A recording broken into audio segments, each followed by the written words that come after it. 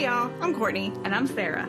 And this is Bodice Tipplers, the podcast where we read all the books we used to steal off our grandmother's nightstands. And then we drink about it.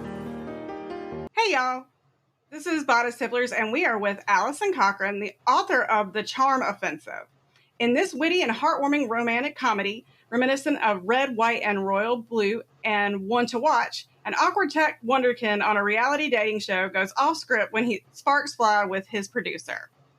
So this was suggested to us for back in June for Pride Month. The book doesn't come out until September, correct? Yes, September 7th. And it is super cute. So we have our hero, who is Dev, who loves a reality show called Ever After, which is kind of like The Bachelor. And he ends up being a producer on it. And then Charlie, who is, our disgraced wunderkind, he's the bachelor, but then, sparks fly with the producer. Very exciting. Yeah. So tell us how did you decide to write this? Because I read that you love the dating show The Bachelor. So was that kind of an influence on it? Yeah, I have a very complicated relationship with The Bachelor. I would say it's definitely more of a love-hate relationship because as much as I've tuned into the show for the past 10 years pretty consistently, it makes it very difficult to enjoy it, right? It has a lot of issues with inclusivity and representation, and a lot of those have been in the media lately. And so the idea for this book came to me actually because I was daydreaming about what circumstances, what would happen if somebody like me went on The Bachelor. And I pretty quickly decided that would never happen. Because at the time when I was thinking about writing this, I was in the closet. I hadn't come out yet and was still figuring out my sexuality. And I struggle with mental health. And so those are not the kind of stories that are often featured on reality dating shows. And so I started playing around with okay, well, under what circumstances would somebody like me go on one of these shows? And that was how Charlie was born as a character. That's awesome. Because, looking through a lot of the reviews, and also you've been featured in Bustle, people talk about the representation because, romance is out there for everybody and it's not, just one certain type. So I think it's great. And, you have characters that kind of range the spectrum of, just their sexuality. And also, like you said, kind of dealing with mental health issues. So I guess you can kind of just talk a little bit more about that, because I think it's really important for those, one of the great things that I read, in the, Goodread reviews is it's so nice to see someone who is me reflected back in the book. So. Yeah. And I think that sort of happened because without meaning to, I really wrote my own experiences, sort of covertly into this character who on the surface is nothing like me, right? He's male. He's a handsome tech genius. I don't know anything about computer programming. And I sort of was able to use Charlie as a character to explore a lot of things that are really important about myself. So I think that's why a lot of people have been able to connect with the story, because I put a lot of who I am into it. And so that's been a really rewarding experience too. That's awesome. I think the other thing that's interesting is because I enjoy a reality dating show.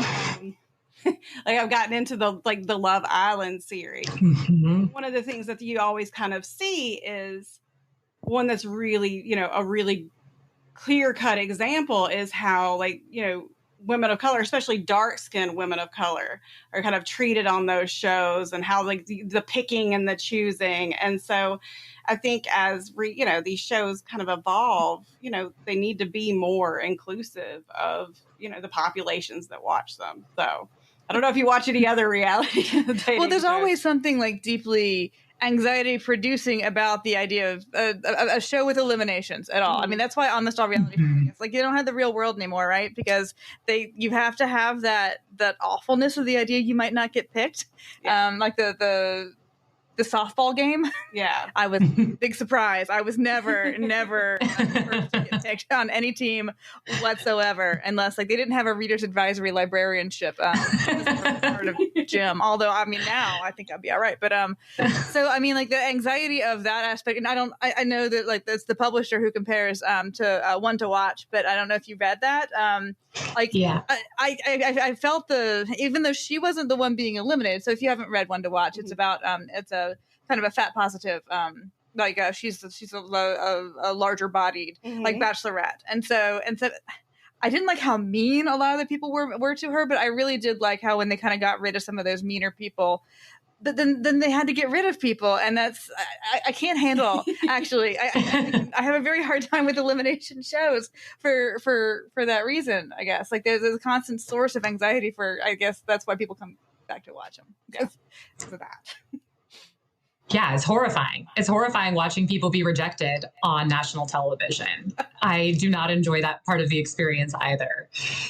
But I think there is, something really captivating about watching people like show us their dating experiences and like letting us see that play out, even if we know it's not quite how dating works for most people. Like, even though we know it's like ridiculous circumstances.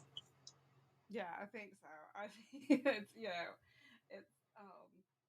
again, I think some of them like skew. I think what's interesting too is some of them tend now to kind of skew a little more wholesome versus some of the other ones that are just doubling down. Like I thought, like HBO, and here's the thing: I'm gonna watch it. HBO Max has one coming out now called F Boy Island. What? That I think is just gonna be. The other issue that comes with those shows, I think, too, is like consent.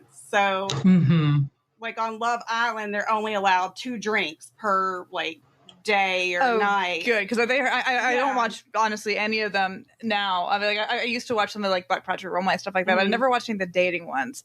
And I know that there was some pretty gross stuff back in the day. But there's always on The Bachelor. There's always that first night a girl that just gets so sloppy, and it's always just the most cringeworthy. Just Well, you feel for them because they're under so much pressure. Yes. They're in this weird situation, and you know that the more extreme you act, the more likely you are to get screen time, and so then they'll keep you on. And then I'm sure it's a very thin line between they'll keep you on because you were funny and loud, and they'll keep you on because you fell into the hot tub and broke your ankle. Yeah. And so you said when you like kind of came up with the book, that you were still kind of in the closet and dealing with a lot of your own mental health issues, or just coming to terms with a lot of things. Do you think that this book kind of helped you, tackle those and come to terms with every process? Yeah, I guess. Absolutely. I'm sure I would have come out if I hadn't written this book eventually, but writing this book really was the impetus of what forced me to confront a lot of the things that I was repressing and not wanting to deal with about myself. And I was working, 60-hour, 70-hour work weeks just to like stay really busy and not think about a lot of the things that I'd been ignoring for a long time. And so writing this book, I kind of finished and was like, oh my gosh, I'm definitely queer. I need to like figure that out. I wrote this whole book about queer love. Maybe it's time. And I also, when I wrote the book, hadn't been in therapy for over a decade. And writing this book and writing an ending where a character has to go to therapy in order to get happy and healthy and to be able to like accept the love that he deserves really prompted me to finally go back. And that has been really amazing. And so I was able to find a queer therapist. And that has been something I would never go back. I love being able to meet with a therapist who shares my life experiences. And so that has been really enriching.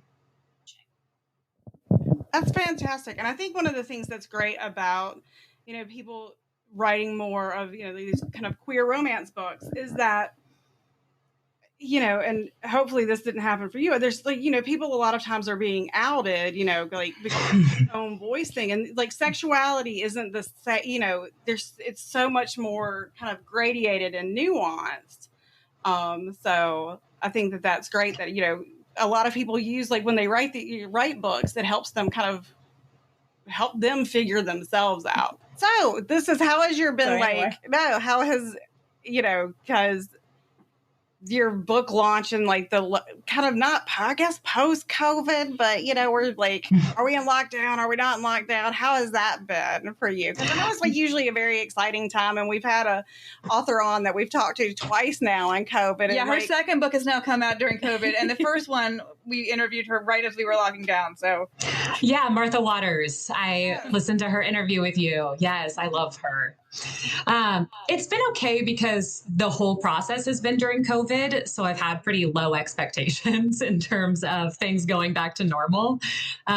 Because I sold my book like in June of 2020. So I was on submission during the pandemic, and then everything else has been during the pandemic. So I was pretty sure I wasn't going to be able to sign books in person or do an event at my local indie. And so it's been okay because I knew that was coming, but of course I'm really excited for the day that I can do those things. So did you get any kind of party? Well, I'm going to do virtual events. So my launch day event will be with the Ripped Bodice, which is kind of nice because that's a bookstore I couldn't really work with otherwise. Travel would be much more difficult. So that's sort of the benefit of virtual events. And I'll do my launch event with Hannah Orenstein. And so that's really cool too, because she'll be able to be in New York and I'll be in Portland. And then here, at my house, I'm going to throw a little party with my family just to do something to celebrate it, eat some cake together. But yeah. Yeah. And, I was just thinking, I've always talked about, I'm going back to reality shows because that's what I do. I think Love we it. all pitched together a reality show where no one knows anyone's sexuality, all the shit. And, I've always been and I think there was one Love Island where they did it and there was a Bachelor, but it wasn't an American Bachelor, where two women fell in love and they left the show together. And I think they're still together. That would be, and think about just the watchableness of it, where, you could pick whoever. It's not pick the girl you like, pick the boy you like. So I think we should workshop this and make it happen. There was that sexually fluid season of Are You the One? And it was amazing. Yeah. I would love to see The Bachelor I would just love to see The Bachelor have any kind of queer inclusivity, because it's such a powerhouse of a show, right? It's such an institution. And so I think it would be great if they could expand their, the kind of stories they're telling.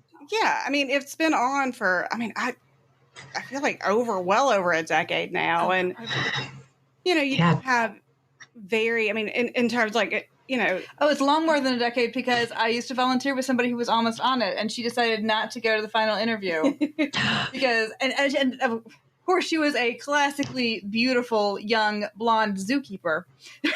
Of course, as one always is. You got to be the blonde, hot zookeeper. Yeah, you had to have an interesting job or something like that. And she was a delightful person. I hope she's doing very well. But I couldn't believe that she didn't, her friends kind of got her to sign up. And then when it actually came to really interviewing, she was like, but that was before I got married. So it's definitely been more than 10 years. Well, I do have a friend that was on a reality show, and she was on one of the Real World seasons, and she said it was the most awful thing. Oh, can you imagine? It was the most stressful, awful thing that she just, mental health wise, it's just the most toxic environment.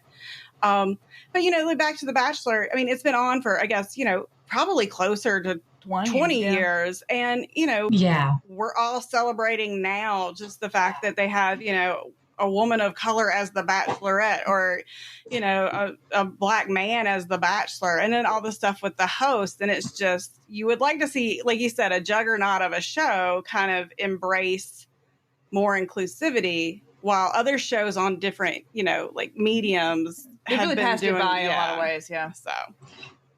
Yeah, I think that Oh, no, go ahead.